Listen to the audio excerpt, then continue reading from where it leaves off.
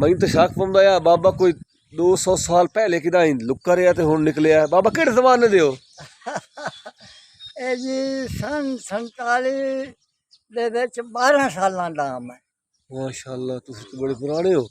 हाँ ते ठीक ठाक वदे हो आ देखो कुआड़ियां शाड़ियां चाही वदे हो ਇਹ ਖੱਜੀ ਵੱਢਣੀ ਹੈ खजी वाल नहीं चढ़ जा सकते ਹਾਂ 40 ਸਾਲ अल्लाह माफी दे बड़ी गल है ते इसे अदर राज की बाबा अजकल ते 50 साल दे बुढ़े हो जांदे ने ਬੁੱਢੇ ਤਾਂ ਹੋ ਜਾਂਦੇ ਨੇ ਉਸੇ ਆਦਾ ਰਾਹ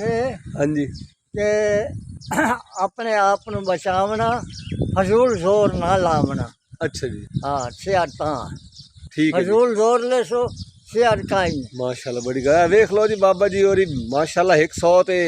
कितने साल दे हो गए उस 100 साल हो गए उस उम्र बिल्कुल हटू कोई साल उससे 100 साल तो ज्यादा उम्र बाबे दी हकीकत गल है वाकई मैं ना बाबा जी और अच्छी तरीके नाल जानना वैसे भी असि बड़े छोटे छोटे आसे ते बाबा जी और वेंदे आसे ते ए माशाल्लाह देख लो खुस्सा ही बड़ा जबरदस्त